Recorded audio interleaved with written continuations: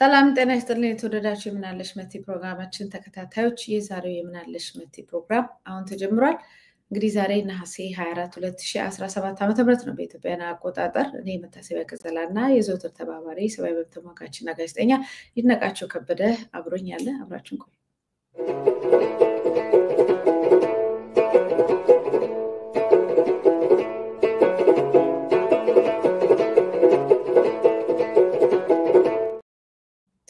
እንኳን ደህና መጣ የዘውትር ተባባሪ ይድነቃቸው ከበደ። ስለመጣች በጣም አመሰግናለሁ። እኔም እጅግ አድርጌ አመሰግናለሁ ጋዜጠኛ መታሰቢያ ቀጸላ።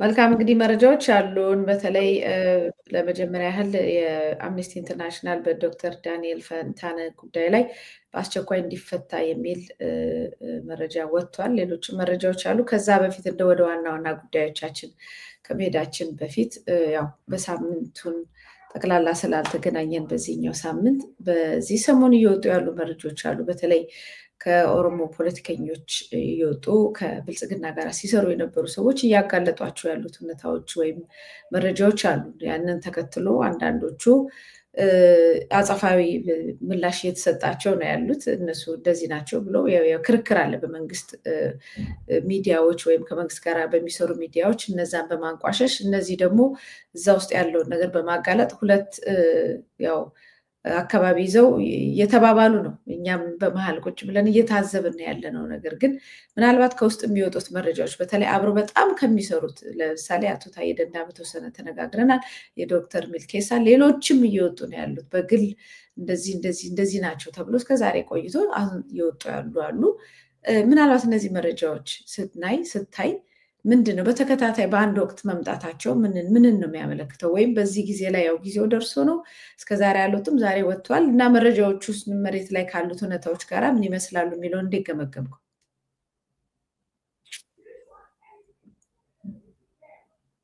አብዛኛው ቅድም በስም የጠቀሻቸው የኦሮሞ ሊቃን ወይ ፖለቲከኞች እና በአንድም በሌላ መንገድ ከአብይ አህመድ ጋር አሁን ላይ ባለው የአገዛዙ መሪ ጋራ ያው በአንድነት ሆነው የሚሰሩበት እንዲሁም ደግሞ በቴክኒካል ማለት በተለያየ መንገድ ቢለያዩ በአንድነት ቆሞ የተወሰነ ጊዜ ሄደው ነበር። ከተወሰነ ጊዜ በኋላ ግን ያው ከሱ ሰውዬ ጋራ ተለይተው የራሳቸውን አስተሳሰብ በግልጽ እያራመዱ ያሉ ናቸው። በተለይ እንደነ ታዬ ደንዳ ያሉት ደግሞ ቀን በቀን የአገዛዙ ስርዓት እግር በእግር እየተከታተሉ ድርጊቶችን ሲያጋልጡ ነበር። እንዲሁም እንደዛው አሁን ደግሞ ከሰሞኑ ደግሞ ያው እየወጡ በአደባባይ የሚነግሩን ነገር አለ። በተለይ ቀደም ብሎ ነው ታዬ ደንዳ ይሄንን ነገር ወጥቶ በአደባባይ ሲገልጽልን የነበረው። በእርግጥ እነዚህ ሰዎች ወጥተው አሁን ለሚነግሩን ነገር ያው እኛ በባለፉት 7 ዓመታት ገና ሲጀምር ጀምሮ ምንለው የነበረውን ነገር ነው። አዲስ ነገር አልነበረም። ያኔ እኛ ይሄንን ነገር ስንናገርና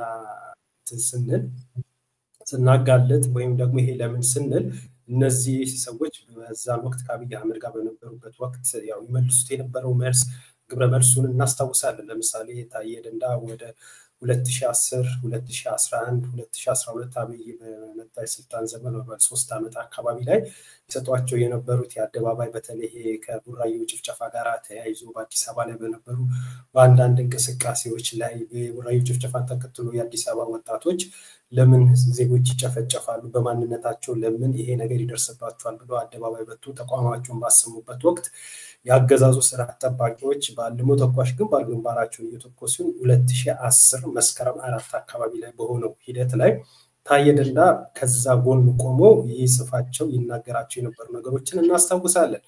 እና ሆነን ቀረ ግን አሁን ላይ ወጥቶ ግን ልክ ያንኛ እንለው የነበረው ነገርና አብይ አህመድ የሚከተለው የፖለቲካ አስተሳሰብ ሲጀምር ለኦሮሞ ሲቀጥልም ደግሞ እንደ ሀገርም አጥፊ መሆኑን አስመልክተን ቀድመን እንል ነበር። እነዚህ ኃይሎች ደግሞ ወጥተው አሁን ላይ በአንድም ይሁን በሌላ መንገድ እንዲህ ብሎን ነበር፣ እንዲህ ተናግሮን ነበር፣ ይሄን አድርጎ ነበር እያሉ እየወጡ ምስክርነታቸው መስጠታቸው ትናንትና እኛ ስንል የነበረው ነገር በእርግጥም እውነት መሆን በእርግጥ እውነት ነው፣ በትክክልም እውነት ነው።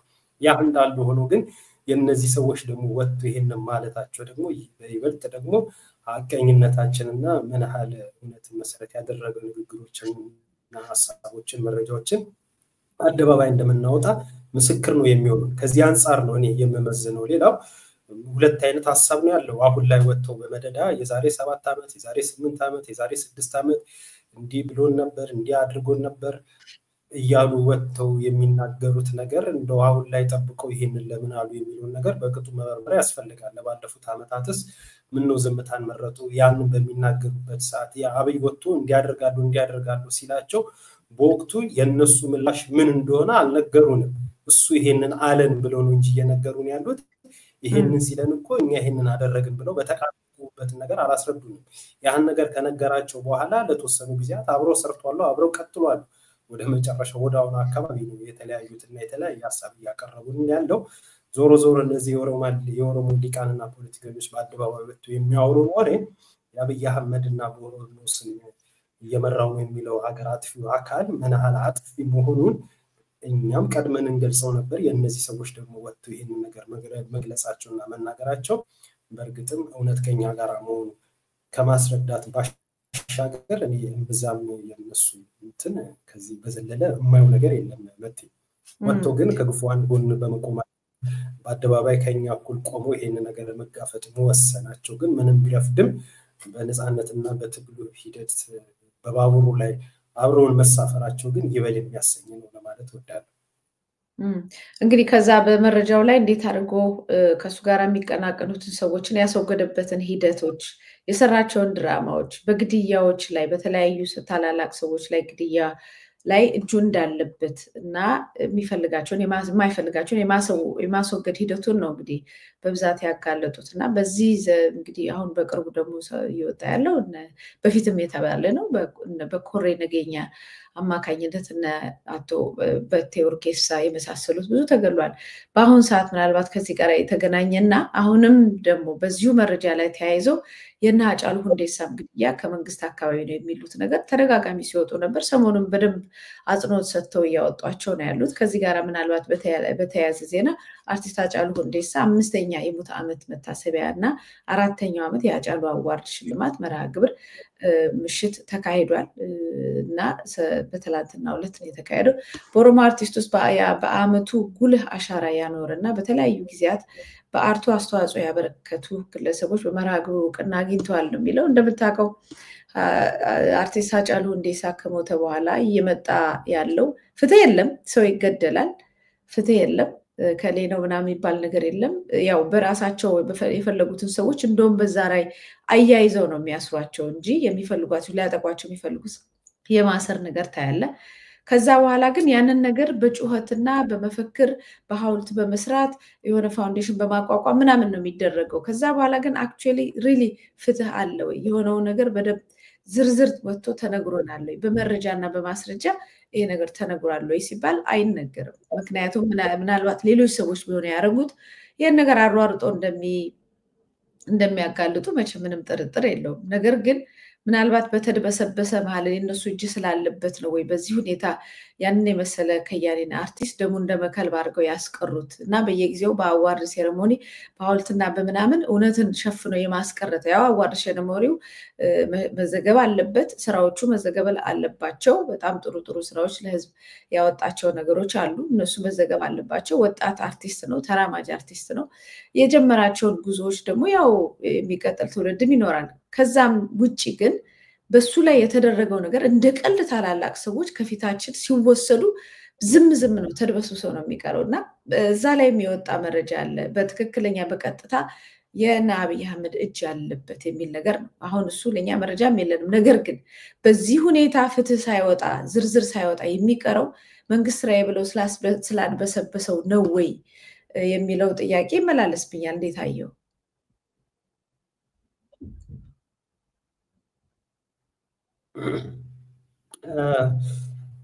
ያው በነበረው የደም መፋሰስ ሂደት ውስጥ በአንድም ይሁን በሌላ መንገድ የአገዛዙ ስርዓት ቀንደኛ መሪ አብይ አህመድ ዋነኛ ተዋናይ ለመሆኑ ብዙ አስረጂ የሚሻ ነገር አይደለም። በእያንዳንዱ አሳዛኝ ክስተቶች በኢትዮጵያ እሱ ከመጣ ጀምሮ በተከናወኑ ነገሮች በአንድም ይሁን በሌላ መንገድ የእሱ ይሁንታና ፍቃድ ያለባቸው እንዲሁም እሱና ከሱ ስር ያሉ ሰዎች የሚያስፈጽሟቸው አሳዛኝ ክስተቶች ስለመሆናቸው የዚህናል የሚያሻሙ ነገሮች አይደሉም። ይህ በእንዲህ እንዳለ ግን አሁን አንቺም እንዳልሽው የአርቲስት ድምፃዊ ሃጫሉ ሁንዴሳን በተመለከተ 5ኛ ዓመቱን አስመልክቶ የተለያዩ መርሃ ግብሮች መሰናዶች የሚደረግበት ሁኔታ አለ። እኔ ከዛ ባለፈ ግን የማየው በሱ ምክንያት ብዙ ክርስቲያኖች ብዙ አማኞች ብዙ የሌላ ብሔር ማንነት ያላቸው ሰዎች በግፍ ተጨፍጭፈዋል። እሱ ሞተ በተባለበት ወቅት ነው እና በዛን ሰሞን ላይ የሰው ልጅ አይቀጡት ቅጣት የሆነ የግፍ በደል የተፈጸመበት ጊዜ ነበረ። በሱ ምክንያት ብዙ በእርግጥ ሃጫሉ ድምፃዊ ነው፣ የሚወደድ ነው። በተለይ በሱን እንደ ልዩ ምልክታቸው የሚያዩት ሰዎች አሉ። እኔ እንደ ልዩ ምልክት የማየው ሳይሆን እንደ አንድ ድምፃዊ ማከብረው ነው። እኔ ቋንቋውን ብዙም አልሰማም አላውቅም፣ ግን በዛ ሁኔታ በግፍ በእንደዛ ተገድሎ አሁንም አገዳደሉ ሁኔታ እስካሁን ድረስ በተደበሰበሰና እንዲህ ግልጽ ባልሆነ ሁኔታ ህይወቱን በማጣቱ እጅግ በጣም አዝናለሁ። ለሱም ፈጣሪ እንግዲህ በመንግስተ ሰማያት ነፍሱን እንዲያኖረው እመኝለታለሁ። ለቤተሰቡ በተለይ ደግሞ እስካሁን ድረስ ልቧ በሐዘን ተሰብሮ ከጎኑ በቃ ሌት ተቀን ስለሱ እያሰበች እያወሳች የምትኖረው ሚስቱን ደግሞ መጽናናቱን እመኝላታለሁ፣ እንዲሁም ለቤተሰቦቹም ጭምር። ያ እንዳለ ሆኖ ግን እኔ በሱ ምክንያት ደግሞ ለምን አናስታውሳቸውም? እኔ አሁን ምናልባት አንቺን ፕሮግራሙን ስትጀምር ምን አልሽኝ? በጣም ጥሩ ነው ያመጣው። ምክንያቱም ብዙ ዘገባዎችንም ሰርች ያለው እኔም እዛ ሆኜ ሰርች ያለው እና በዛን ያንን ምክንያት ተደርጎ ብዙ ሰዎች ጉዳት እንዲደርሱ እንዲጨፈጨፉ የሆነ ክስተት እንዲፈጠርም ተፈልጎ ነበር። ህዝቡንም ፕሮቴክሽን ምንም አይነት ጥበቃ አልተደረገለትም። ዋጋ የከፈለውን እየተነጠለ የተመታውን ከዛ በኋላ ደግሞ ያንን ያጠፉ ሰዎችም እንደገና ለፍርድ አልቀረቡም። ስለዚህ ሁሉ ነገር ተቀናብሮ የተዘጋጀ የሚመስል ነገር አይደለም ወይ እንደው ጠቅላላ በዛው ደግሞ በዚህ የተሰው ንብረታቸውን ያጡ ከአካባቢያቸው የተፈናቀሉ የተጨፈጨፉ የተገደሉ የተሳቀቁ ሁሉ በዚህ አጋጣሚ ሊታሰቡ የሚገባቸው ቀን ነው። እንዳልከው በደንብ ነው የምስማማው። እሱን ነው የምልሽ እና እኔ የሚያሳስበኝና የሚያስጨንቀኝ በአንድ አርቲስት ሃጫሉ ሁንዴሳ ምክንያት ብዙዎች ሞተዋል፣ ብዙዎች ከቤት ንብረታቸው ተፈናቅለዋል፣ ብዙዎች ለአካል ጉዳት ተደርሰዋል።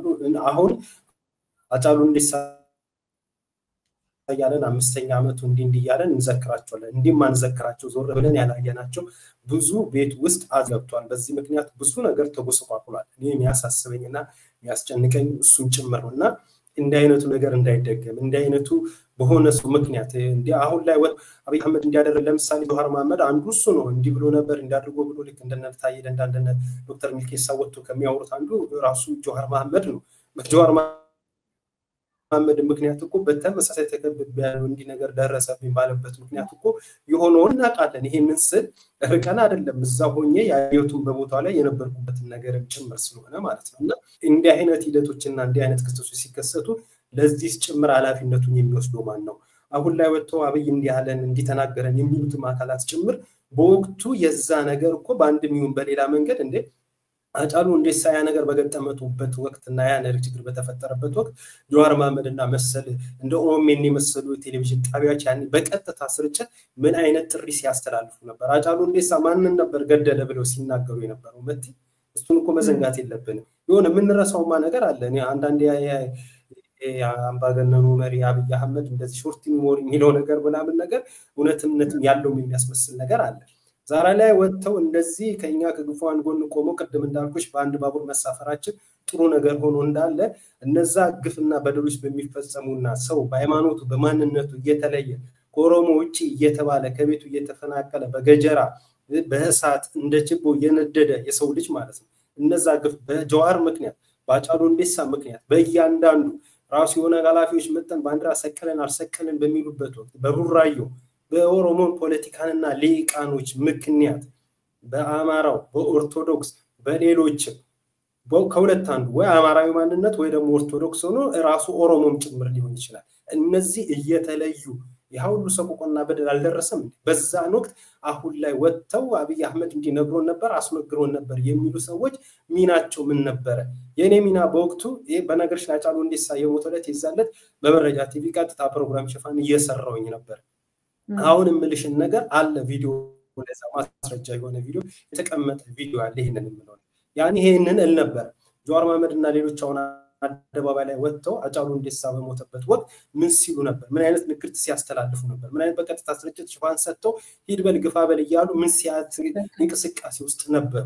ለዛ ጸጸት ተሰምቷቸው ለዛ ይቅርታ ጠይቀው ለዛ አንሳ ገብተው ነው አሁን ላይ ወጥተው ይሄንን የሚሉት? እነዚህና መሰል ጥያቄዎች መጠየቅ አለብንና ምናልባት ዋንኛው የፕሮግራማችን ትኩረት የምንሰጠው ላይሆን ይችል ይሆናል ወደፊት በሰፊው ምን ይሆናል አላቀም እንደው ላነሳሽው እንደው በወፍ በረር ገብሱን እናንሳ ብዬ ነው መቲ ይሄንን ሐሳብ ያቀረብኩት አዎ አይ በጣም ትክክል ነገር ነው ያነሳው እንደዚህ ሁሉም መቼም ብዙዎቹ ሁሉም ማለት በሚቻል ደረጃ ሰለባ ናቸው አርቲስት ሃጫሉ ሁንዴሳም ሰለባ ነው በወጣትነቱ በዚህ ላይ ደግሞ የሱን ግድያ ተጠቅሞ ደግሞ ሌላ ፖለቲካ ማራመድ የፈልጉ ኃይሎች ነበሩ በጣም በሚገርም ሁኔታ እኮ ድንገት በአንድ ቀን ምሽት ለሊት እሱ ተከሰተ ሲባል ጠዋት ላይ የተዘጋጀ ኃይል ነበር እንደምታውቀው መሃል በያከባቢ መቲ ይቅርታ አይደለም ሙቶ ካሻርገንና ራሱ ሃጫሉ ሁንዴሳ የነበረው የፖለቲካ አመለካከት ምን ይመስላል አሁን በግፍ ተገድሏል አገዳደሉ ሁኔታ ምኑ መጣራት መቻል አለበት ደሙ ደመከል ሆኖ መቅረት መቻል የለበትም ይሄንን አምናለሁ ሞቷል ነፍሱን በገነት ያኑርልን ለቤተሰቦቹ መጽናናት ይስጥልን ይሄ አቀና ሁሌ የምንብለው ነገር ነው እሱስ ራሱ ቢሆን ህይወቱ በግፍ ከማጣቱ በፊት ያራመደው የነበረው ፖለቲካ አመለካከት ምን ነበር እሱስ ምንም ማስተዋጽኦ አልነበረም እንዴ ስትፈልጉ ፈረሳችሁን ወሰዱ ምን ይልክ እንዴ ስንት ነገር ሲል ነበር እሱ ራሱ እኮ ባደባባይ ላይ ወጥቶ እኮ የሚናገራቸው ነበር እኮ ያን ሰሞን ነበር በርግጥ ድብልልቅ ያለ ግራ የገባበት ያው አስረሽ ምቺው የነበረበት ወቅት ስለነበረ ሁሉም ስካር ላይ ስለነበረ ሁሉ ነገር ተዘንግቶ አሁን ላይ እንዲካላልን በስተቀረ እየቆጠረን ሁሉም የእጁን ያንሳ ምንል ከሆነ ሃጫሉ ነፍሱን ይማረውና እኛ ሙት ወቃሻ አድርገንና እሱም የእጁን የሚያነሳበት ተጠያቂ የሚሆንባቸው ንግግሮች እንኳን በአደባባይ እንደ ተዋቂነቱ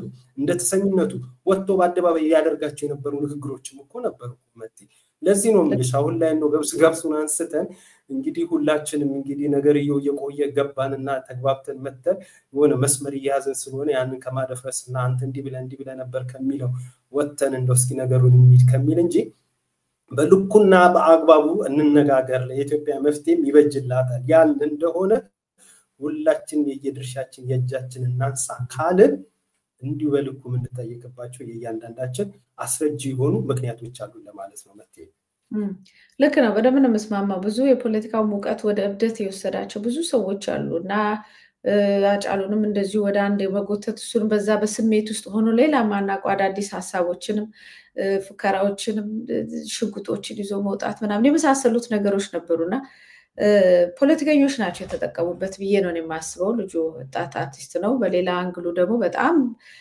ጥሩ ኢትዮጵያዊ እንደነበረ አቃለው ባንድ ወቅት ብዙ መረጃዎችን ማለት ብዙ ያወጣቸው ነገር አለ የመጓተት ነገር አለ ወደ አንድ ሰርክል ውስጥ ከቶ ያንን ማህበረሰቡን አናዱ ያንን ለነሱ ፖለቲካ መጠቀሚያ አርገውታል ብዬ ነው ማስበው ካደረጉትስ በኋላ ምን አረጉት ህይወቱን አጠፉት እዛ ደረጃ ድረስ ነው የተወሰደው ፖለቲካውና በጣም ከባባድ ወንጀለኞች ሊቃን ይሆኑ በጣም ብዙ ጥላቻና ዝርፊያ ጥላቻ የመሳሰሉትን ፖለቲካውን የመቆጣጠር ፍላጎት ያላቸው በጣም ኃይለኛ ቡድን እንደነበረ በወቅቱ በጣም ግልጽ ነውና ቪክቲም ነው ማለት በሁለቱም በኩል ነው አንደኛ ባይዲዮሎጂያቸው እሱን የማይመጥነው ነገር ውስጥ ገብቷል ከዛ ደግሞ መጨረሻ ላይ እሱን እስኪያጣ ድረስ ያ ነገር ወስዶታል ከዛ በኋላ ደግሞ ከሞተ ከተወሰደ ከተቀሰፈ በኋላ ራሱ ፍትህ እንኳን የማያገኝበት ደረጃ ላይ ነው ያደረሱትና ፖለቲካው እንደዚህ ነው ጥቂት ሰዎች ወንጀለኞች አምባገነኖችና ሌቦች ይመጡና ማህበረሰቡን ወደ አንድ አቅጣጫ በመግፋት መጠቀም ያደርጉትና ከዛ በኋላ ይጥሉታል ማለት ነው ዋጋ የሚከፍለው ማህበረሰብ ነው ዝቅ ያለው ማህበረሰብ ዋጋ ይከፍላልና ይሄ ነው የሆነው ከዛ በኋላ ምንም ግንኙነት የሌላቸው ሰዎች ዋጋ ከፍለዋል በጅማ ሻሸመኔ በአዲስ አበባ በሁሉም ቦታ ላይ እየታደኑ በሁለቱም ግዳይ ተከበብኩም ጀዋር ባለ ጊዜ ሃጫሉ ሁንዴሳም ተገደለ በተባለ ጊዜ ህዝብ እንደዚህ ተደራጅቶ ባንድ የሚወጣበት አማራጭ በጣም ጥቂት ነው ይሄንን ያዘጋጁ ትራንስፖርት ያዘጋጁ ማን ምንም ማለግ እንዳለበት የተደራጁ ኃይሎች ነበሩ ህዝብ እንደ ህዝብ ወጣት እንደ ወጣት ይሄንን ነገር ተከትሎ በማዕበል መሄዱ ብዙ ነገሮችን በኢትዮጵያ ታሪክ ላይ ትልቅ ጠባሳና ቁስል አስቀምጦ ነው ሄደው ግን ሁሉ ጊዜ ቀና ብሎ ከጀርባ ማን ያለው ምናምን የሚባለው ነገር በደም ከዛ ተምረን ቢያንስ ማለፍ እንዳለብን ነው የሚገባኝ እንጂ ልክ ነው እንምዘዝ ካልን በጣም ብዙ ምን መዛቸው ነገሮች አሉ በዚህ ጉዳይ ላይ ብትጨምረው ከሌለ ወደ ሌላ መረጃ እንሂድ ይነቃቸው ይቻላል ወደዛው ወደ መረጃዎቹ እንሂድ መልካም እንግዲህ የዶክተር ዳንኤል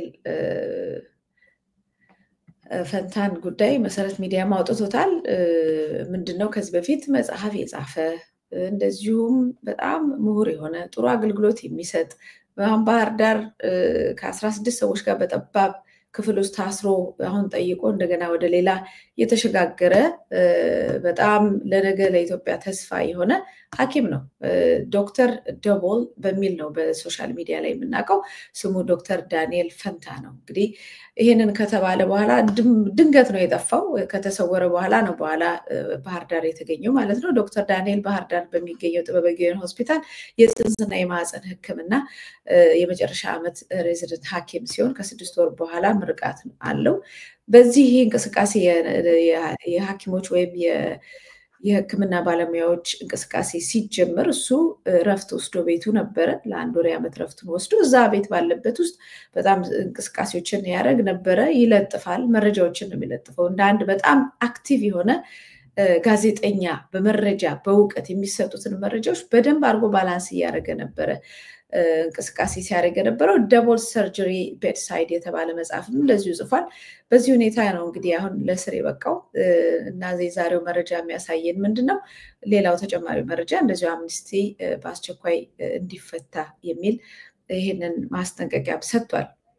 ምናልባት እንድንነጋገር የምፈልገው በዚህ ጉዳይ ላይ ይሄ ሐኪም ይሄ ባለሙያ ብዙ ዋጋ የተከፈለበት በቤተሰብ በሀገር በትምህርት ተቋማት ተከፍሎበት እዚህ የደረሰ ሰው ነው። ባለሙያ ነው፣ ምሁር ነው። በዚህ ላይ ደግሞ ገና ከመመረቁ ፊት መጽሐፍ እስከ መጽሐፍ የደረሰ በጣም ንቁ ዜጋ ነው። በዚህ ላይ ደግሞ በወቅቱ ምናልባት ተከታትለው ከሆነ ዶክተር ደቦልን በሶሻል ሚዲያ የሚከታተለው መቼም ሳይደነቅበት አይታለፍም። 24 ሰዓት ነበር ቁጭ ብሎ የሚሰራው የነበረው። በጣም ኃይለኛ የሊደርሺፕ የመሪነት አቅም ያለው ነገሮችን ባላንስ በማረጋገጥ በጣም በጥሩ ሁኔታ የማህበረሰብ ንቃትን በመፍጠር ደረጃ በጣም ከፍተኛ ስራ ሰርቷል። እነዚህ ሰዎች ወስዶ ነው በማክሸፍ በእስር ቤት በማስማቀቅ ወይም በሌላ ጉዳት እነዚህን አዋቂዎች በመውሰድ ነው አምባገነን መንግስታት በካድሬዎችና በመሀይማን ብቻ አገሪቷን መጫወቻ የሚያደርጋትና ወደኋላ የሚወስዳትና እንደ ግለሰብ እንደ ዜጋ በጣም ዋጋ ነው የምንከፍለው እንደዚህ አይነት ባለሙያዎችን በማጣት። እንደ ፍትህ ተፈላጊ ደግሞ ምን ባደረገ ነው ይሄ ልጅ እንደዚህ አይነት ዋጋ የሚከፍለው በሚል ብዙ ሰዎች ድምፅ እየሆኑለት ይገኛሉ። እና ይሄ ስርዓት ከሚያደርገው አምባገነናዊ ጥፋት ባሻገር ከምሁራን የጸዳች አገር የማረጉን ሂደት ለህዝብ በደንብ ማሳወቅም ስላለብን ነው ዛሬ ድጋሚ ድምፅ ትላንት አንስተናል በኢሳን ላይ። አሁን ደግሞ ድምፅ እንድንሆነው ነው እንደገና ወደዚህ ሀሳቡን ያመጣሁት። ይነቃቸው ሀሳብ አክልበት።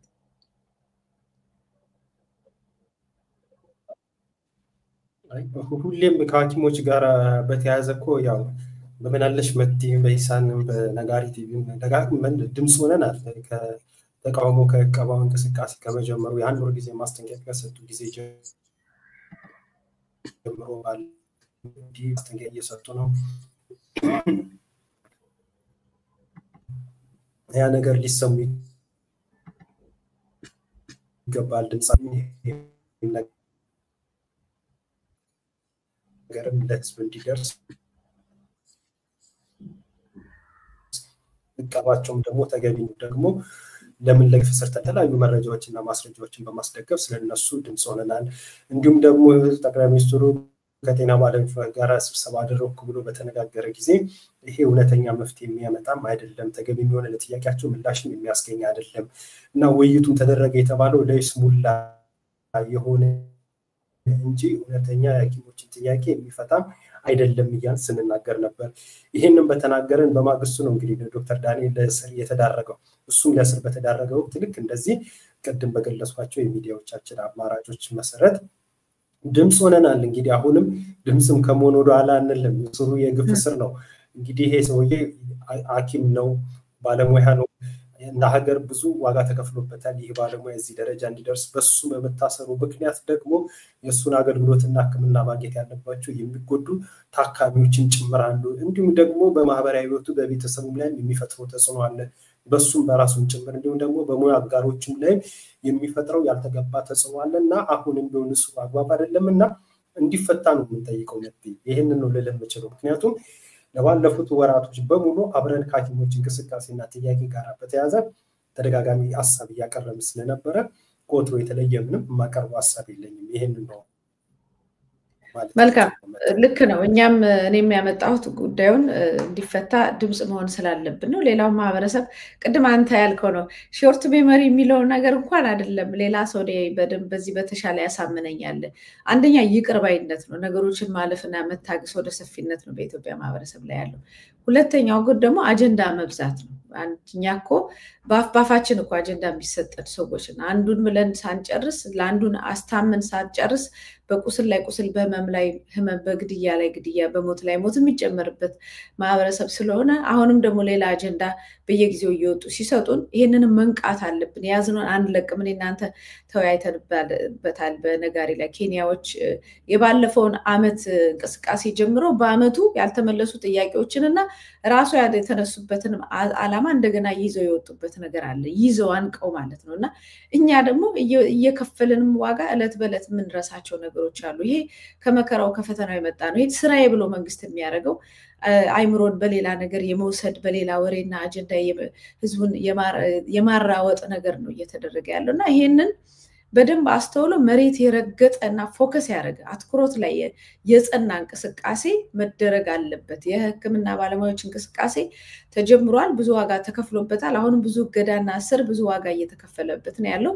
ጠቅላይ ሚኒስትር ወጥቶ ሌላ አጀንዳ ስለሰጠ መከላከያም ሰራዊትም እኔም እኮ ደሞዝ እንዲጨምርልኝ ፈልጋለሁ ስላለ ወይም ደግሞ ስለ ህክምና አውቃለሁ ብሎ ስለ ካንሰር ስለምናም ስለደሰኮረ የሚታፈን ድምፅ የሚቀየር ነገር አይደለም። ስለዚህ ይሄንን በጽናት መቀጠል እንዳለብን እኔም አጽንኦት መስጠት የምፈልገው ከአይናችንን ማንሳት የለብን። ከዋና ዋና ጉዳዮች ላይ አይናችንን ማንሳት የለብንም። ሌላው ምናልባት ሰሞኑን ያው ሳምንት ባልሞላ ጊዜ ውስጥ የሁለት ሰዎች ህይወት አልፏል እና ከ2009 ዓመተ ምህረት ጀምሮ ከ400 በላይ ሰዎች ተገድለዋል፣ ከ500 በላይ ደግሞ ቆስሏል ይላል ኮሬ ዞን። ይህንን ያልኩት ደቡብ ኢትዮጵያ ክልል ኮሬ ዞን ኮርካ ወረዳ ሰሞኑን የታጠቁ አካላት አደረሱበት በተባለው ጥቃት 2 ንጹሃን መገደላቸውን ዜና አውጥቷል። ቲክፋ በጣም በጥቂቱ ያነሳውበት ምክንያት አለኝ። ምክንያት ምንድነው? በተለይ በዚህ በደቡብ አካባቢ በተለያዩ በሁሉም አማራውን የምናውቀው ነው፣ የትግራዩን የምናውቀው ነው፣ ኦሮሚያን የምናውቀው ነው። የማይነገርላቸው በደቡብ ክልልና በተለያዩ አካባቢዎች በቤኒሻንጉልን ጨምሮ ከፍተኛ የሆነ ደም መፋሰስና ዋጋ አለ እየተከፈለ ያለ በመንግስት እየተሸፈነ ያለ ማለት ነው እና ይሄንን ማህበረሰቡ ነቅቶ መረጃውንም እንዲያቅ ነው። ሁሉ ነገር ወደ አንድ አቅጣጫ ብቻ ሳይሆን በመላው ሀገሪቷ ላይ ነው መከራ እያየን ያለ ነው። በዛ አንፃር ደግሞ መንግስት በጣም እኔ ጻድቅ ነኝ፣ እኔ በጎ ነኝ፣ እኔ ለህዝብ ሰላም አመጣለሁ እያለ እየተሸላለመ እንደውም ህዝቡን ወታችሁ ጩሁልኝ እያለ ነው። የሚሰሩ ስራዎች ለይምሰልና ለትሬት እንደው ለፊልም የሚሰሩ ነገሮች መሆናቸውን ብዙ ማሳያ አላቸው።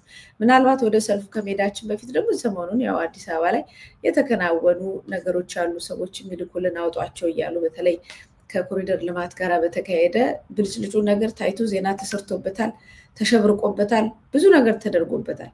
በዛው ልክ ደግሞ ከላይ የመቀባት እንጂ ከስር ድሬኔጅ እንኳን ውሃ ማፋሰሻ ቦታ የሌለው ስራ እንደሆነ የሚያሳዩ ምልክቶች አለባብሰው ቢያርሱ በሚለው ነገር የሚያጋልጡ ቪዲዮዎች ወጥተዋል እና እንደው ማህበረሰቡን እንዲያየው ይሄንን ቪዲዮ ለመጋበዝ ብዬ ነው።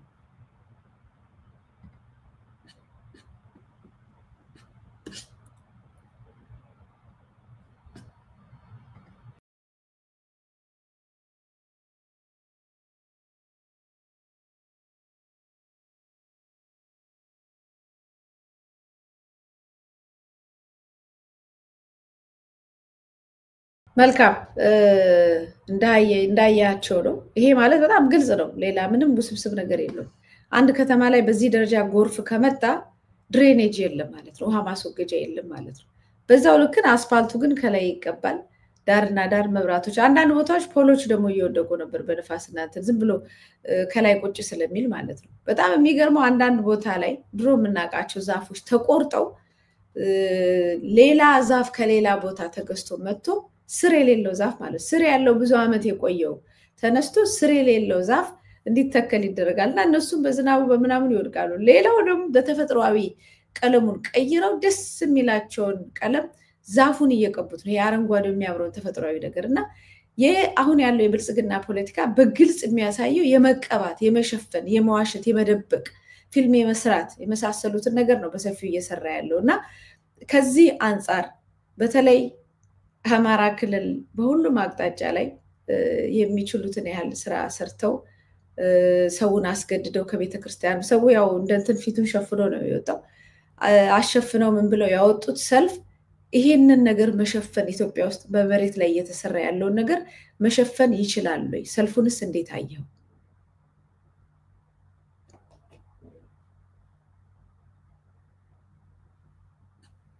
ሚውት አርጋል መሰለኝ ሚውት አርጋል። ወደ አማራ ክልል ወደ ተካሄደው ሰልፍ ከመሄዳችን በፊት አንድ ሁለት መረጃዎች አሉ። ይሄ በተለይ ከተማውን የማሸብረቅና ከሱ ጋር ተያይዞ አንቺን በቪዲዮ ባሳየሽውና በአንቺ ከገለጽሽው ሐሳብ ውጪ እኔ ብዙም የምለው ነገር የለም። ሌላው በሮቢ ወረዳ የገዳሙ ደብረ ሰላም መድኃኔዓለም ቤተክርስቲያን ካህን በአሰቃቂ ሁኔታ ተገድለዋል። በምስራቅ አርሲ ወረዳ ቤተ ክህነት የገዳሙ ደብረ ሰላም መድኃኔዓለም ቤተክርስቲያን አገልጋይ የሆኑት ካሳሁን ቄስ ተስፋዬ ረታ ሰኔ 1 ቀን 2017 ዓ.ም በምሽት 1 ሰዓት ተኩል አካባቢ በታጣቂ ኃይሎች በአሰቃቂ ሁኔታ መገደላቸው ተገልጿል። ለማህበረ ቅዱሳን ሚዲያ በደረሰው መረጃ ባለቤታቸው በተመሳሳይ ሁኔታ መገደላቸው የተገለጸ ሲሆን አካባቢው ካህኑ የተወለዱበትና ከድቁና ጀምሮ በአሁኑ ወቅት በቤተ ክርስቲያን በቅስና ማዕረግ እያገለገሉ ነበር ተብሏል። የካህኑም የቀብር ስነ ስርዓት ሰኔ 22 ቀን 2017 ዓ.ም ከቀኑ 5 ሰዓት በሮቤ ደብረ ጽዮን ቅድስት ማርያም ቤተክርስቲያን መፈጸሙ ተገልጿል። በአሁኑ ሰዓት በወረዳው እየተባባሰ የሚገኘው አፈናና ግድያ በመፍራትና በመስጋት በአካባቢ የሚኖሩ ምዕመናን ከተማውን ለቀው እየተሰደዱ መሆኑን ታውቋል። ቄስ ተስፋዬ ረታ የ7 ልጆች አባት ሲሆኑ ልጆቻቸውን ምንም አይነት ስራ መስራት የማይችሉና ህፃናት በመሆናቸው ለመጠለያ የሆናቸው ዘንድ የወረዳው አስተዳደር 200 ካሬ ሜትር መስጠቱን የተናገረው ለማህበረ ቅዱሳን መረጃ ሰጪዎች የሚያመለክቱት አካላት በሙሉ በጋራ ሆኖ አስፈላጊውን ድጋፍ እንዲያደርጉ ሲሉ ጥሪ አስተላልፏል። ጣቢያችን ከጉዳቱ ከተከሰተበት ሰዓት አንስቶ ስለ ጉዳዩ ተጨማሪ መረጃ ለማሰባሰብ የወረዳው የጸጥታ ኃይልን ኃላፊ ለማግኘት በተደጋጋሚ በእጅ ስልካቸው ላይ ብንደውልም መልስ ማግኘት አልቻልንም በማለት ማህበረ ቅዱሳን መረጃውን አሰራጭቷል። እንግዲህ ይህንን መረጃ የማጋራው ላንቺ ምን ለተመልካቾቻችን ምንድነው እኚህ ካህን እንግዲህ ባለቤታቸውን ጭምር በግፍ ነው የተገደሉት። ከሁለት ቀናት በፊት ነው እንደዚህ አይነት አሰቃቂ ግድያ የተፈጸመባቸው። እንግዲህ ከተማ መሃል ላይ የሆነ ህንፃ የራሷ ቤተክርስቲያናዊቷ ህንፃ ፈርሶ ደግሞ ታድሶ የወርቅ ሜዳ ላይ እየተሸላለሙ ባሉበት ሁኔታና ምንም እንዳልተፈጠረ እየተከናወነ ባለበት ሁኔታ በገጠር ባሉ በኢትዮጵያ አካባቢ ግን ካህናት ምዕመናን ኦርቶዶክስ አገልጋዮች ሁሌም እንደምንለው ነው እንግዲህ እንዲህ በግፍኝ ካህን በግፍ ተገደሉ። ባለቤታቸውን ጭምር በግፍ ነው የተገደሉት። 7 ልጆች አባት ናቸው። እንግዲህ ልጆቻቸው ተበትነዋል፣ እናቲቱ ሞተዋል።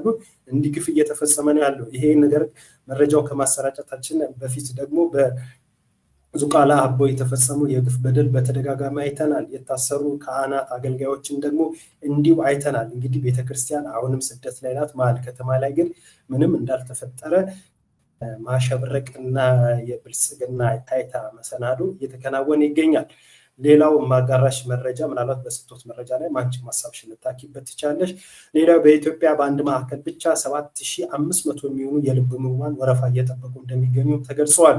የኢትዮጵያ የልብ ህሙማን ጸራት መረጃ ማዕከል 7500 የሚሆኑ የልብ ህሙማን ወረፋ እየጠበቁ እንደሚገኙ አስታውቋል። ወረፋ እየጠበቁ ከሚገኙት ውስጥ 2000 በላይ የሚሆኑት ከተወለዱ ጀምሮ በሚከሰት የልብ ህመም ተጠቂ ህጻናት መሆናቸው የማዕከሉ ሜዲካል ዳይሬክተር ዶክተር አልአዛር ኃይሌ ገልጿል። የልብ ህሙማን ለመርዳት ለማዕከሉ የሚበረከት ግብአቶች ከፍተኛ ሚና እንደሚጫወቱ አስታውቆ ለማዕከሉ አስፈላጊ የሆኑ ግብአቶች ሙሉ በሙሉ ከውጭ የሚገቡ መሆናቸውንም ጠቁመዋል። በተለይ አላቂ የህክምና ግብአቶች በህፃናት የክብደት መጠን ልክ እንደሚገዙ የገለጹት ዳይሬክተሩ በድጋሚ መጠቀም የማይችሉ ግብአቶች በመሆናቸው የህክምና ሂደት አደገኛ ማድረጋቸውን ተናግረዋል። ግብአቶቹ ዋጋቸው እጅግ በጣም ውድ መሆኑን ገልጸዋል።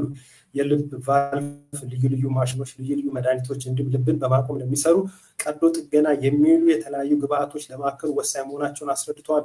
ድጋፍ ለማድረግ የሚፈልጉ ሰዎች በ6710 በመጠቀም በሞባይል ገንዘብ ድጋፍ ማድረግ እንደሚችሉ በግልም ሆነ በቡድን ታማሚዎችን በመጎብኘት ታማሚዎችን ሙሉ በሙሉ ወይም በከፊል ስፖንሰር በማድረግ እንዲሁም ከማዕከሉ በሚገኝ ዝርዝር መሰረት በግብአት አቅርቦት መደገፍ እንደሚቻል መጠቆማቸውን የማዕከሉ ሜዲካል ዳይሬክተር ዶክተር አልአዛር ኃይሌ ለፕሬስ ድርጅት ገልጸዋል።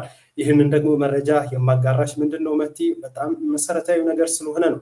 7500 የሚሆኑ የልብ ህሙማን ህፃናቶች ናቸው እንግዲህ ተራቸውን እየጠበቁ ያሉ። ትልልቅ ሰዎች አይደሉም። የነገ ሀገር ተረካቢዎች የነገ ብዙ የምንጠብቃቸው 7500 የሚሆኑ ህፃናቶች ወረፋቸውን እየጠበቁ ነው። የልብ ህሙማን ናቸው፣ ህፃናቶች ናቸው። አደገኛ ሁኔታ ላይ ነው ያሉት።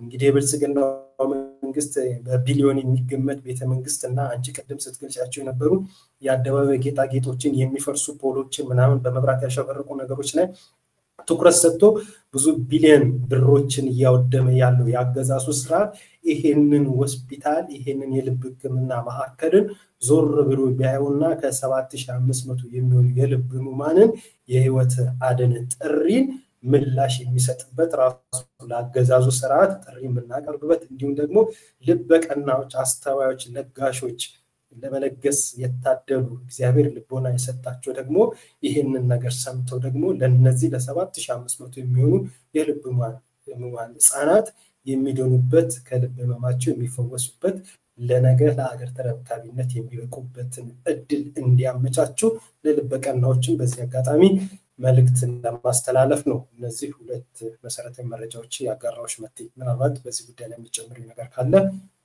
ድሉን መስጠት መልሽልኝ ይችላል። መልካም፣ በጣም አመሰግናለሁ ይነቃቸው መረጃዎችን ስላጋራህን። መቼም ልብ የሚሰብር ነው የልብ ጉዳይ፣ ልባችንን የሚሰብር ነገር ነው። የመጀመሪያው መረጃ እንደምታውቀው ነው እንግዲህ መቼስ ይኸው ከአመት ዓመት በጣም በምናስታውሰው ሁኔታ እኮ አንድ ካህን እኮ ከነ ሙሉ ቤተሰባቸው እኮ የተገደሉበት ታሪክ አለ፣ ይታወቃል። በደንብ አስከሬናቸውን ግድያቸውን ምናምን ሁሉ ተመልክተናል። ደግሞ ይሄ ደግሞ ተመዝግቦ አንተ ፌስቡክ ላይ ስትጽፍ ይመዝገብ እያልክ የምትጽፈው ነገር አለ።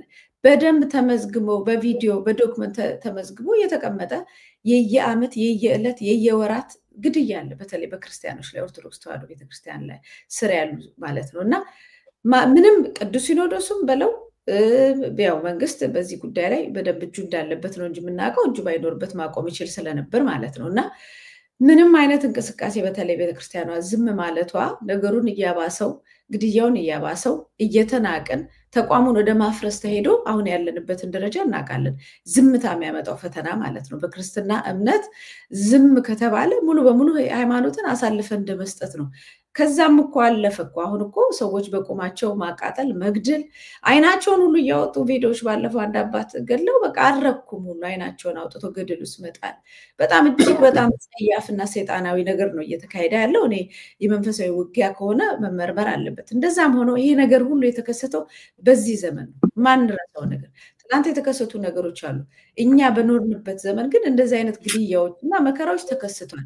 በምንም ተአምር የኮሪደር ልማት ያው ጎርፍ የሚያጠው የኮሪደር ልማት ወይም ከውጭ ሀገር በዶላር የገባ ዘንባባ ሊሸፍነው አይችልም ይሄንን መከራ ማለት ነው። ይሄ በጣም አጸያፊ ነገር ስለሆነ ስለዚህ በዚህ ጉዳይ ላይ አሁን ከስራ ያሉ አደረጃጀቶች ምዕመናኑ ምሁራኑ ተሰብስበው መፍትሄ እየፈለገ ነው እንጂ በቤተክርስቲያን መዋቅር ስር ሲኖዶሱ እንደውም ያው በደንብ እየተወሰደ ነው ያለው።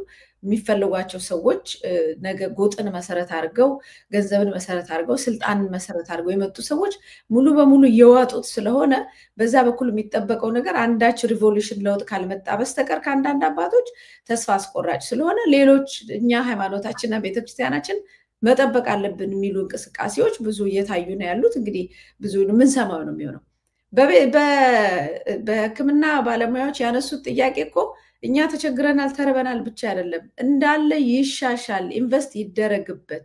ሕክምናው በጣም ወደ ኋላ ቀር ነው። ምዕመኑ ላይ በሽተኛው ታካሚው እየተጎዳ ነው ያለው። እኛ ዕቃ የለንም። አንዳንዴ ደም የሚሰጥ ጠፍቶ ደም አንሶ ደም ራሳችን የምንለግስበት ሂደት አለ። በጣም ብዙ ነገር ነው አውጥተው ያጋለጡት እና መንግስት ችላ ብሎታል ዲፓርትመንቱን ነው። ይሄ አሁን ያሳየው የህክምና ባለሙያዎች የጤና ባለሙያዎች የጠየቁትን ጥያቄ በደንብ በማስረጃ የገለጸ ነው። ሌሎችም እንዳሉ የምታስታውሰው አርቲስት መሰረት መብራቴ በቋሚነት በየሀገሩ የዞረች የምትለምነው የነበረው የህፃናት የልብ ህክምና አገልግሎት ከዚህ በተሻለ መጠን እንዲሰጥ ወረፋ ነው።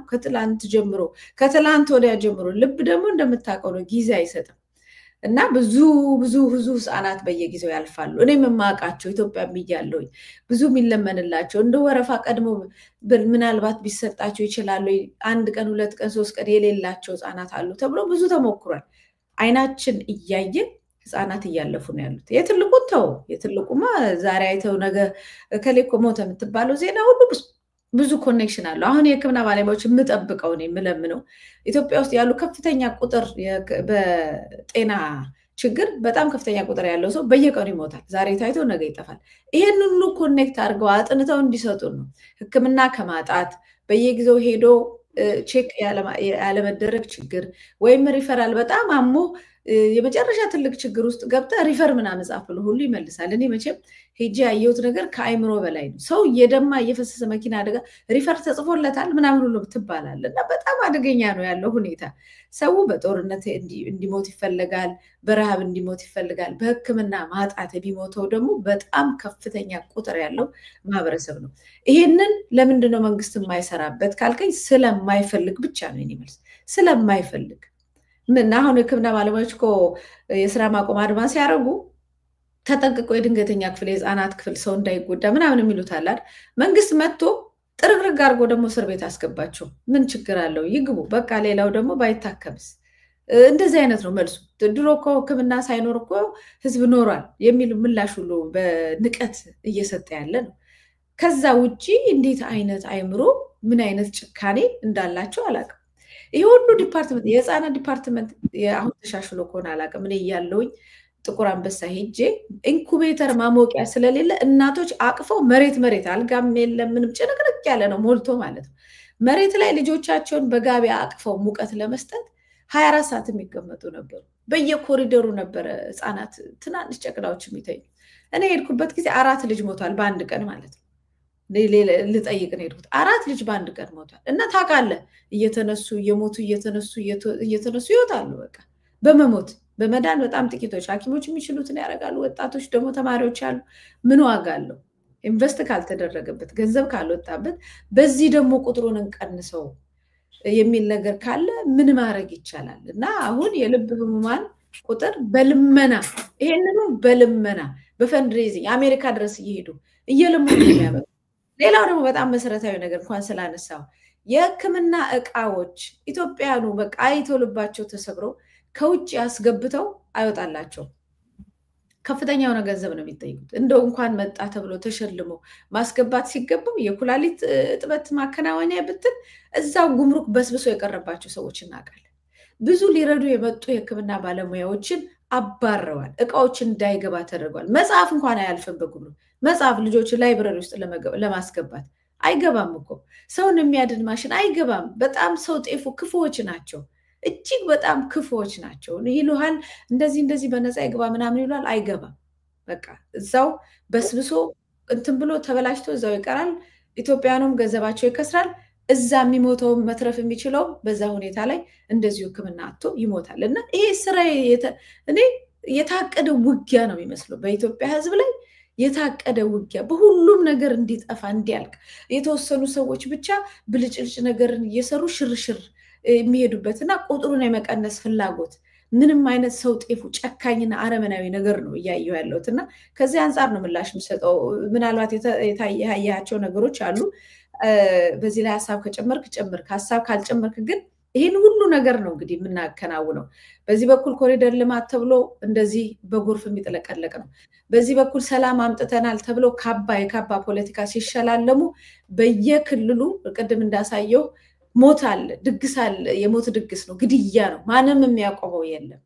በሌላ በኩል ደግሞ እንደዚህ አይነት ነገር ህዝቡን አስወጥተው በግዴታ መንግስት ሰላም አምጥቷል ሰላም ነን ሲሉ ደግሞ እንደዚህ አይነት መከራዎች በየሀገሩ ይታያል። እና ይሄን አለባብሰው ቢያርሱ የሚለውን ነገር በዛውም አያይዘር ይሄም ችግር ሳይቀረፍ ንግግር ስላሳመረ ብቻ አንድ መንግስት ሚዲያውን ስለተቆጣጠረ ብቻ የኢትዮጵያ ህዝብ ይቀየራል ወይ ህይወቱ ወዴትስ ይሄዳል የሚለውን ሀሳብ እንሰጥበት ነው። ለምን የሚከታተሉ ይሄንን በተለይ ወጣቱ ብዙ የአዲስ አበባ ልጆች በየአካባቢው ደግሞ ያሉ ወጣቶች ይከታተሉታል ፕሮግራማችንን በዚህ አጋጣሚና ዝም ብሎ ተስፋ ቆርጠው ተሰብረው በዚህ እነሱ በሚሰሩ ፕሮፓጋንዳ ተሸንፈው እንትን እንዳይሉ እንቅስቃሴ እያደረጉ ነው። ለዛ ምን ግብዓት እንዲሆን መረጃውን የምናወጣው። ይነቃቸው። መልካም። ያው እንግዲህ ፕሮግራማችን የሚከታተሉት በተለይ ተመልካቾቻችን ያው የማንቃቱ ስራ የግንዛቤ ማስጨበጡ የሚፈጸመው ግፍ በተመለከተ ሊቃን እንግዲህ ጊዜያችንን እውቀታችንን ሀሳባችን ሰጥተን ልክ እንደዚህ ባሉ ፕላትፎርሞች በሙሉ መረጃዎችን እያጋራን ነው የሚጠበቀውና ወደ ኋላ ማለት የለም። በርግጥ መንግስት ያው ገንዘቡም ታንኩም ስላለው አማራጮች የሚዲያ ፕሮፓጋንዳውን በሰፊው ይሰራል። ያው ተገዢ በሆኑ ያው ለዳቦ ለወዳቸው ባደሩ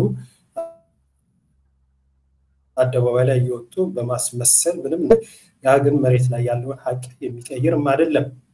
ስለዚህ ህዝቡ ደግሞ አሁን ላይ ይሄንን በደንብ ይረዳዋል ብዬ ተስፋ ማደርገው ምላሽም እየሰጠ ጭምር ስላለ ማለት ነው። ስለዚህ የመንግስት ፕሮፓጋንዳ እየተለመደ ነው በመንግስት ሚዲያ እና በመንግስት የመገናኛ ብዙሃን እንዲሁም የመንግስት ተከፋይ በሆኑ አክቲቪስቶች ባሉት በማህበራዊ ድረገጾች የሚያሰራጨው መረጃዎችን በተመለከተ ሰው ሲያየው ተቃራኒውን ገልብጦ ነው የሚያነበውና የሚረዳው። ምክንያቱም ያው ከመንግስት ዋሽነትና ከተላላኪዎቻቸው ጭምር ከአድርባይነት በሚመነጭ በሚሰጡት በተሳሳተ መረጃ ምክንያት መሬት ላይ ያለው ሀቅ ግን ህዝብ እንደ ህዝብ ተቸግሯል። ብዙ ነገር አሁን ለምሳሌ ቅድም ከዚህ በፊት ያነሳናቸውን ተውና አሁን ራሱ የናንቺ ቆይታ ባደረግንባቸው ይሄው ሐኪም ባለሙያ ይታሰራል፣ ያ ቤተክርስቲያን አገልጋዮች ይገደላሉ፣ ከ5700 በላይ ህፃናት የልብ ህክምና ለማግኘት ወረፋ እየጠበቁ ነው ያሉ። ይሄ የኑሮ ውድነቱን እና ደግሞ መንግስት ምናል ትኩረት እንደነፈገው ጭምር መሬት ላይ ያሉ ታቆች እነዚህ ናቸው። ግን ለይስሙላና ለምን ግን በሚዲያ ላይ ያሸበረቁ ነገሮችን እየተመለከትን ነው ያለን። ይሄ ደግሞ ህዝቡም በቅጡና በአግባቡ ይረዳዋል ብዬ ተስፋ አደርጋለሁ። በዚህ ይታለላል የሚልም እምነትም የለኝም። ከኛ ደግሞ ሁሌም እንደተለመደው እውነትን መረጃ መሰረት ያደረጉ ለህዝቡ መረጃ ማጋራት ነው ከኛ የሚጠበቀው ሀቅና እውነትን መሰረት አድርገን። ያ እንዳለ ሆኖ ምናልባት ሰዓታችንን እየሄደ ነው ባለን አጭር ደቂቃ ውስጥ ማየት ካለብን በአማራ ክልል የተካሄደውን ሰልፍ ያው ቅድም አንስተሽው ነበር ሀሳቡን። እኔ እነዛ መረጃዎች ሳጋራ ትንሽ ጊዜ ተሻምቼብሽ ነው፣ ይቅርታ በዚህ አጋጣሚ። በአማራ ክልል የተካሄዱ ሰልፎች እኔ ሁለት አይነት እንድምታ አላቸው። በደንብ መታየት ያለባቸው መመርመርም ያለባቸው ጭምር ነው። በዚህ በአመት ውስጥ ሁለቴ ነው እንደዚህ አይነት ሰልፍ የተካሄደው። መቴ እንደዚህ የድጋፍ መንግስት ድጋፍ አለኝ በሚል መልኩ ሰልፍ ወጥቶ የታየው በዛ በሰኞቹ መካከል አብዛኛው በግዴታ የመሆን እድሉ ሰፊ ነው። እሑድን ቀን ጠብቆ ባለፈው የተደረገው ልክ እንደዚህ ሰንበትን ጠብቆ ኤግዛክት ቀኑን ማስታወሻዎቻችን አይተን ወደኋላ ቀኑን መግለጽ እንችላለን። በአመት ውስጥ ሁለቴ ነው እንደዚህ ሰልፍ የተደረገው። ሁለቱም በሰንበት ቀን ነው የተደረገው። ምዕመኑ ከቤተክርስቲያን ሲመለስ በማስገደድ ባነር በማሳየት አንድ ለአምስት አደረጃጀት በጠርነፋ በሚሉት ከኢህአዴግ የቀጠለው አሁንም አብይ አህመድ ደግሞ በደንብ ይሄ ጠርነፋውን በቀጠለበት መልኩ ቋንቋዊ የነሱን የኢህአዴጋዊ ቋንቋ ነው ፖለቲካዊ ቋንቋ በዚህ ዓመት ህዝቡን ያው ወደ አደባባይ አስወጥቶታል። እንደዛውም ደግሞ በፍቃዱም ደግሞ የሚወጣም አለ። መካድ የሌለብን ሀቅ ቢኖር እሱ ነው እና ይሄንን በሁለት መንገድ መመርመር ያስፈልጋል። አንደኛው ነገር በግዴታ መውጣቱን በተመለከተ ምንም ማሻሚ አይደለም። አዎ በግዴታ በአብዛኛው ህዝብ ወጥቷል። ግን በሌላ መልኩ ነው ማየትና መመርመር ያለብን ደግሞ ህዝቡ በግዴታ ነው የወጣው አይ በፍቃዱ ነው የወጣው ያለን ህዝቡ ላይ ጣታችንን ከመቀሰር ባለፈ ደግሞ ህዝቡ ውስጥ ምን መሰረት አለው? አሁን ለምሳሌ በአካባቢው ላይ እየተደረጉ ያሉ የህልውና ትግሎች አሉ። በትግሉ ላይ ተሳታፊ የሆኑ የተለያዩ አደረጃጀቶች አሉ። አሁን ለምሳሌ ከዚህ በፊት የጠየቁትን ጥያቄ ነው መቲሲ ላይ ይህን ፕሮግራሙን ለሚከታተሉ ተመልካቾቻችን የምጠይቀው እንዲሁም ላንቺም ጭምር የምጠይቀው ጥያቄ አሁን ለምሳሌ ህዝቡ ማመጽ ይችላል፣ እንቢ ማለት ይችላል። አሁን ላይ እንደውም እኮ ከህዝቡ በላይ እኮ ጫካ የገቡ የተለያዩ ፋኖ ድርጅቶች የህይወት መስዋዕትነት የሚከፍሉ ቀን ከሌሊት ዋጋ እየከፈሉ ያሉ እኮ ጥያቄው የትጥቅ ትግል ነው ብለው እኮ በዛ ላይ የተሰለፉ አሉ እኮ በዚህም ዋጋ እየከፈሉ ያሉ አሉ።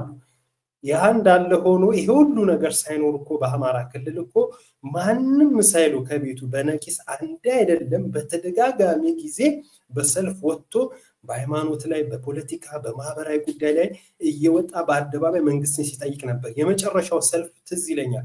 ይሄ ሰልፍ ወደ ሰይፍ ሊቀየር ይችላል የሚሉን እንደዛ አይነት ባነር ሁሉ ያለው አደባባይ ህዝቡ ወጥቷል እኮ ማንንም ያስገድዱ የትኛውም የፋኖ አደረጃጀት ዘመን አይደለም እስክንድር አይደለም መከሌ አይደለም መሪ አይደለም መከሌ የሚባል የትኛውም ሰው ውጣ ገባ ሳይሉ ህዝቡ በራሱ ወጥቶ በአደባባይ መንግስትን በመቃወም ጥያቄ የጠየቀባቸው ተደጋጋሚ ጊዜያቶች ነበሩ።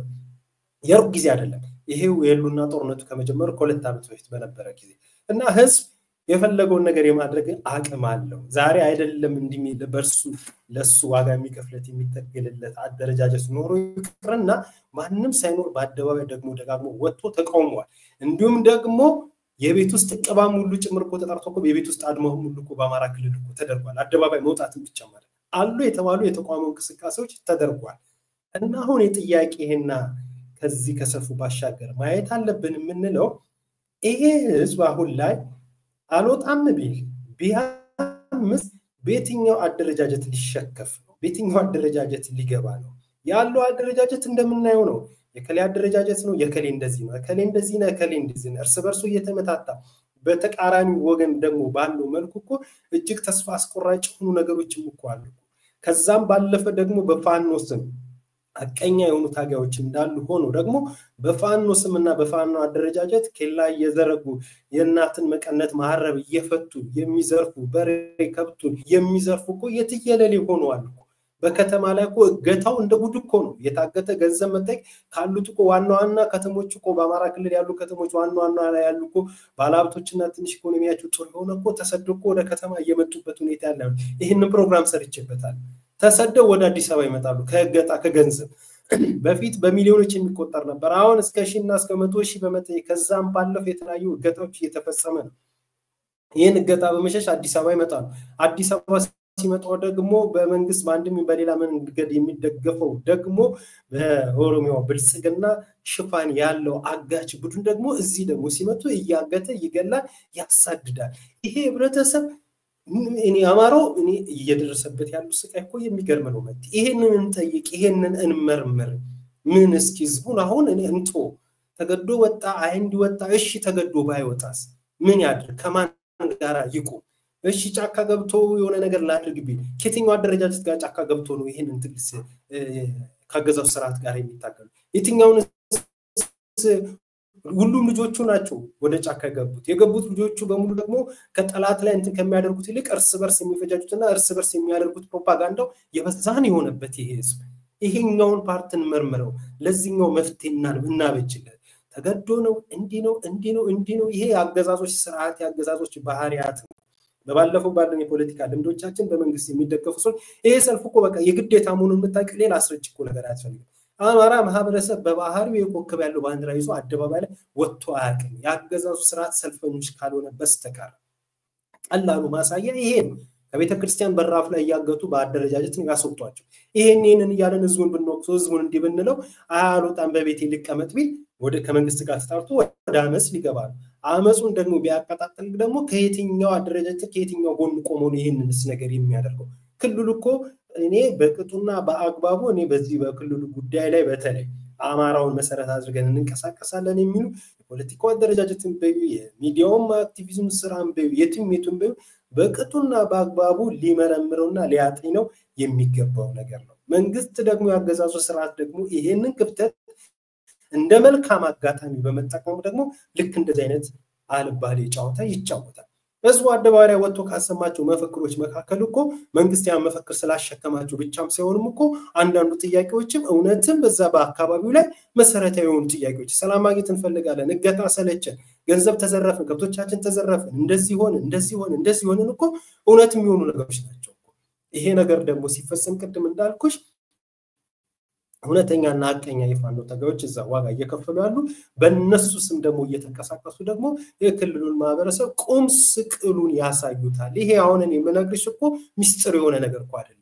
በየቤቱ ያንኳኳ አደገኛ ችግር ጭምር ነው። እናም እነዚህን ጥያቄዎች መጠየቅ አለብን። እነዚህ ሐሳቦችን ጭምር መመርመር አለብን። ተመልካቾቻችንም እንዲሁም አንቺም ሌላውም ይሄንኑ ነገር ላይ ትኩረት ሰጥቶ ማየትና መመርመር ለዚህ መፍትሄ ማበጀት መጠየቅ ያለበት እንዲጠየቅ በዚህ ዙሪያ ላይ ተደጋጋሚ የሆነ የግንዛቤ ማስጨበጥም ችግር ያለባቸው አካላትም ከችግሮቻቸው እንዲታረሙ ተው ማለት መቻል አለብን። በዚህ ሂደት ደግሞ በጎ ነገር የሰራ አካል ደግሞ ካለ እንዲሁ ደግሞ በጎ ነገር ሰርታልና ልትበረታታ ይገባል ልንል ይገባል። የግድ ብቻ ከላዩን ማየትና እዛ ላይ ትኩረት ማድረግ የለብንም የሚል እምነትም ሐሳብም ጥያቄም አለኝ።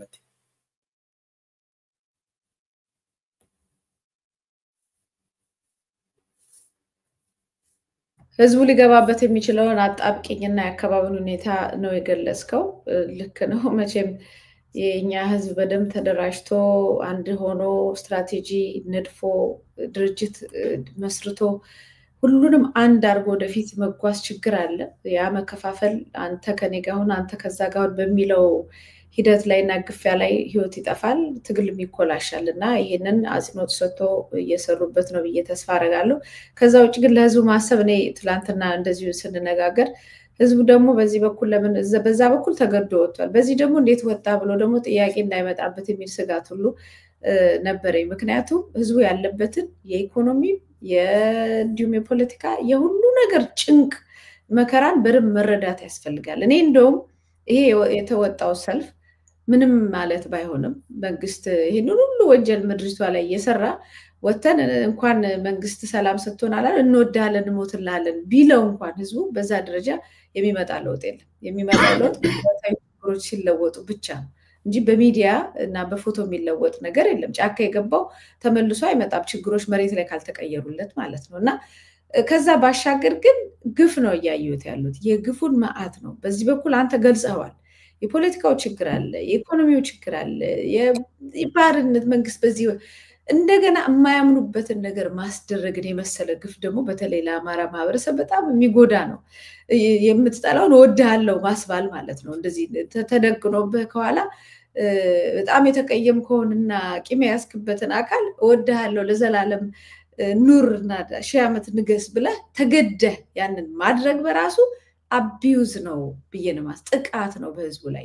ተገዶ ወጥቶ ነጠላውን እንደዚህ ሽፍንፍን ብሎ የማያምንበትን ነገር እንዲያረግ ማስገደድን የመሰለ ትልቅ ጭቆናና አቢዩዝ ደግሞ የለም የሚል ነው አቋም ያለኝና ከዚህ አንፃርስ እንዴት ታይዋል? ቅድም እኮ ለመግለጽ ሞክሬያለሁ መቲ። እንግዲህ ህዝቡ ላይ መንግስትን ተጠያቂነት እኮ ዘንግቻ አይደለም ያን ሀሳብ እኮ አቀርቡ ግፍ ነው ስለመፈጸሙ ብሎ አስረጅ ነገር የሚሻው ነገር አይደለም። እንዳልኩሽ አስገድዶ እንዲህ በዚህ ደረጃ ህዝቡን እንደዚህ ያስወጣው ህዝቡ ደግሞ የተለያየ የጠርነፋ የተለያየ በአንድ ለአምስት አደረጃጀት ውስጥ እንዴት አድርጎ አይደለ ሰልፍ ወጥቶ አደባባይ ላይ መሪያችን እንደዚህ ለማስባል ይቀርና የዕለት ተዕለት ማህበራዊ ህይወቱን ሁሉ በምን ያህል ቁጥጥር ውስጥ እንደወደቀ በአማራ ክልል ብቻ አይደለም በመላው ኢትዮጵያ እንዲህ አይነት የክትትል ስራ መኖሩ አስገዳጅ ነገር መኖሩ ብዙ ሚስጥር የሆነ የተወሳሰበ ነገር አይደለም። ህዝቡ በጣም ከሚደርስበት ኢኮኖሚያዊ ማህበራዊ ቀውስ በተጨማሪ እንዲሁም መንግስታዊ በደሉ እንዳለ ሆኖ ደግሞ ልክ እንደዚህ አሁን ቅድም አንቺ እንዳልሽው ማለት ነው የሚፈጸምበት መንግስታዊ በደል አልበቃ ብሎት ደግሞ አይ አልበደልከኝም አንተን ነው መሪሄ ብለህ ደግሞ መሪሄ ነህ ብሎ ደግሞ አደባባይ ባነር አሸክሞ ማስወጣት ደግሞ ይሄ ደግሞ ግፍ የሆነ ያገዛዝ ስርዓት ነው። በቃ ምን ብዬ ልግለጽ? በደል ፈጽሞ በማህበራዊ በኢኮኖሚ በፖለቲካ በተለይ አማራ ክልል ላይ ደጋግመን ብለናል። ተማሪዎች ወደ ትምህርት ገበታቸው እንዳይሉ ተደርጓል። ቤተ እምነቶች በመሳሪያ እየተመቱ ነው ያሉት፣ ትምህርት ቤቶች በመሳሪያ እየተመቱ ነው ያሉት፣ ህፃናት ሴቶች አቅመ ደካሞች በድሮን ጥቃት እየደረሰባቸው ነው ያለው። ክልሉ የጦርነት ቀጠና ሆኗል። ኢኮኖሚያዊ እንትኑ ምስቅልቁሉ ወጥቷል። ይሄ ሁሉ የሆነው ነገር ምንድነው? መንግስት መር በሆነው ጦርነት ምክንያት ነው። መንግስት መር በሆነ ጦርነት ምክንያት ነው። እንዲህ ክልሉን ድቅቅ ካደረገ በኋላ መልሶ ደግሞ አይ አንተ አይደለም ይሄን እያደረክ ያለው ሰላማችን ይነሳሉና ወደ ሰላም ተመለሱ ብሎ ደግሞ ባነር አሸክሙ ህዝቡን ያስወጣል። በእንዴት ቅድም ባልኩሽ በተለያየ አስገዳጅ በሆነ መንገድ ይሄ ደግሞ እጅግ የበዛ ግፍ ጭምር ነው። ግን እንደዚህ አይነቱ ነገር ምን ይሆን መሰለሽ የምንለው የሚባል ነገር እንኳን አለ እኮ በቃ የግፍ ጽዋ እርግጥ አልሞላም የምንልበት ደረጃ አይደለም። ግን ልክ አለ ሞልቶ እንደዚህ ካፎቱ አልፎ እንደዚህ ፍስስ የሚልበት ነገር አለ አይደለ? እና እንዲህ አይነቱ ደግሞ የግፍ ጽዋ ሞልቶ እየፈሰሰ ነው ያለው። ይሄ ነገር በአማራ ብቻም አይደለም በኦሮሚያ በተለያየ በአዲስ አበባ በመላው ኢትዮጵያ እንዲህ አይነት የግፍ በደሎች እየተፈጸሙ ነው ያሉት በመንግስት። ይሄ ነገር ደግሞ መሆኑ ምንድነው? ህዝቡ የምርም ቅድም እንደነገርኩሽ ከየትኛውም አደረጃጀት አስፈልጎት ብቻም ሳይሆን ከአደረጃጀት ውጪ 2010 ላይ እንደሆነ አብይ አህመድ እና በሱ ዙሪያ ያሉ ሰዎች እኮ የህዝብን የለውጥን ጥያቄ ጠልፈው እነሱ ወደ አደባባይ መጡ እንጂ ከየትኛውም አደረጃጀት ውጪ ነበሩ የተቋሙ እንቅስቃሴ ሲደረጉ የነበሩ። በፖለቲካዎች አደረጃጀትም ይደረጉ የነበሩ እንቅስቃሴዎች ነበሩ። አሁንም ህዝቡ ልክ እንደዚህ የግፍ ጽዋ ሞልቶ ሲፈስ እንዲህ በደል ሲበዛበት በራሱ አደረጃጀት በራሱ እንቅስቃሴ መንግስትን አንድ ነገር መስመር የሚያስይዝበት ደረጃ ላይ ደርሳል። እንደውም ይሄ ሲሆን ነው ከተለዩ አደረጃጀትን ከተለያዩ ትግሎች ይልቅ ቶሎ ውጤትና መልስ የሚያስገኙ ብዬ የማስበውና እንዲህ መንግስት ህዝቡን መጨቆኑ እንዲህ በዚህ ደረጃ መጨቆኑ አልበቃ ብሎት ደግሞ አያልጨቆኝ ጭቆና አላደረስክብኝም ብሎ ደግሞ ሰልፍ አስወጥቶ በድምጽ ማውያ ባነር አሸክሙ የሚያናግረው የግፍ በደል ደግሞ ህዝቡ ከልቡ እያንዳንዱ ህዝብ ውስጥ ልብ ውስጥ ገብቶ ከእያንዳንዱ ሰው ላይ በትክክል ያ ነገር እንዲያመው የሚያደርግ ነው የሚሆነው። ይሄ ደግሞ ለትግሉና ለለውጡ የሚረዳ እንጂ ብዙም ክፋት አለው ብዬ ምንም አላስብምና የሚፈጸመው በደል እጅግ የትየለለ ነው። መጥቲ ይሄን ነው ማለት የምችለው። መልካም ሰዓታችንም ገድቦናል። ኤግዛክትሊ ሰዓቱ ላይ ነው የጨረስከው። ሰብአዊ መብት ተሟጋችና ጋዜጠኛ ይድነቃቸው ከበደ ስለነበረ ቆይታ ስለሰጠኝ መረጃ እጅግ በጣም አመሰግናለሁ። እኔም ጋዜጠኛ መታሰቢያ እጅግ አድርጌ አመሰግናለሁ። ክብረት ይስጥልኝ። መልካም ተመልካቾቻችንና አድማጮቻችን ስትከታተሉት የቆያችሁት የዛሬውን የምናለሽ መቲ ፕሮግራማችን ነው። እንግዲህ ከይድነቃቸው ጋር ያለን ቆይታ ይሄ ይመስላል። በመሃል ለተፈጠሩ አንዳንድ የቴክኒክ ችግሮች ከወዲሁ ይቅርታ እንጠይቃለን። ትንሽ የኢንተርኔት መቆራረጥ አለ። ዋናው ነገር እኔና ይድነቃቸው ስንገናኝ በተለይ እኛን የሚመስሉ ሰዎች ወይም እኛን የሚከተሉ ሰዎች ወይንም አዲስ አበባ በየከተማው ያሉ ንቁ የምንላቸው ዜጎች በደንብ ነቅተው በሀገሪቷ ውስጥ እየሆነ ያለውን መከራ የሚያቋርጡበት ወይም ለውጥ የሚያመጡበትን እንቅስቃሴ እንዲያደርጉ ነው። ምክንያቱም ለውጥ ካልመጣ ችግሩ በችግር ላይ ችግር በመከራ ላይ መከራ ስለመጣ ማለት ነው። የባርነት ጥሩ የለውም። ባርነት ዛሬ ባሪያ ይሆናለሁ ብሎ ነገ ይሻለኛል ተብሎ የማይባል ሁኔታ ነው። ለምን ሁሉንም ነገር ህዝቡ እያጣ ነው ያለው። አሁን ደግሞ ሀገር ማጣት ላይ ደርሰናል እና እነዚህን ሁሉ መረጃ የምናቀርበው ያለውን ነገር ነቅቶ አውቆ በንቃት ሀገሩን እንዲጠብቅ ስለሆነ ይህን የምትከታተሉ ሁሉ አስፈላጊ ቦታ ላይ መረጃውን አድርሱ። ይሄ ፕሮግራም በምናለሽ መቲ ዩቲዩብ ይተላልፋል። ከዛ ውጭ ግን በዋናነት በመላው ኢትዮጵያና በሚድል ኢስት እና እንዲሁም በአፍሪካ በኢሳን ቴሌቪዥን ይተላልፋል። ስለነበራችሁ ቆይታ እያመሰገንኩ ለጊዜው እዚህ ላይ ፈጽማለሁ። ተስፋዬ ቀጸላ ነበር። ሰላም ቆዩ።